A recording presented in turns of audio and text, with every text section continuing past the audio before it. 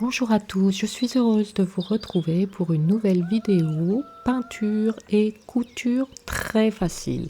Alors la technique de peinture qui est une technique au point qui fait penser à certaines peintures ethniques. Donc j'ai fait avec l'aide d'un pochoir pour que ce soit plus facile pour les débutants une silhouette sur laquelle j'ai repassé quelques traits afin de les suivre et j'utilise des outils terminés par une petite bille. Moi j'appelle ça des pointeurs, mais appelez ça comme vous voulez, je ne sais pas trop le terme technique. Voilà, donc je vais suivre le sens des ailes et à chaque trait je vais suivre en fait le trait avec mes poings afin de remplir avec différentes couleurs. Ici le bec. Donc c'est très facile, vraiment un petit peu long, mais vraiment simple. Vous pouvez aussi, je l'ai montré très rapidement en début de vidéo, utiliser un stylo bille, tout simplement la pointe d'un vieux stylo bille. Vous utilisez la pointe pour pouvoir faire vos points.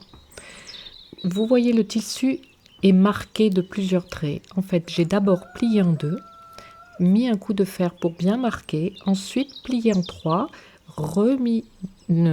repasser le fer à nouveau afin de pouvoir bien centrer mon motif une fois que la couture sera faite, que mon motif soit bien centré puisque nous allons faire un couvre-ceinture.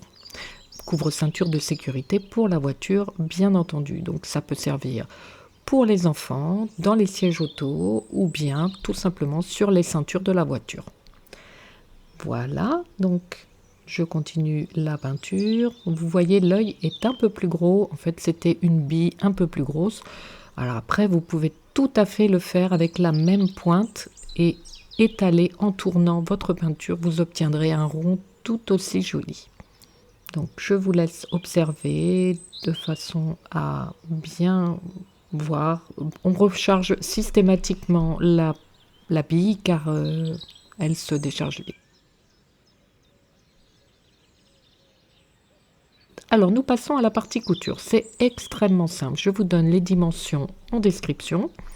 Voilà, donc j'ai un thermocollant ouaté pour donner un petit peu d'épaisseur et de confort à notre couvre-ceinture. Donc en le repassant, il se colle. Ensuite, on plie en deux, on coud en laissant une ouverture pour retourner comme ceci. On ne coud pas ici, parce qu'en mettant les velcro, en cousant les velcro, je ne vous montre pas cette phase, c'est un peu fastidieux, mais voilà, vous allez coudre vos velcro bien au bord et du coup, votre couture sera faite. Voilà, donc ici c'est terminé. Donc là, j'ai mis du velcro noir sur le tissu noir et voici ce que cela donne sur une ceinture. Une petite idée pour la fête des papas éventuellement. À très vite. J'espère que vous vous amuserez bien.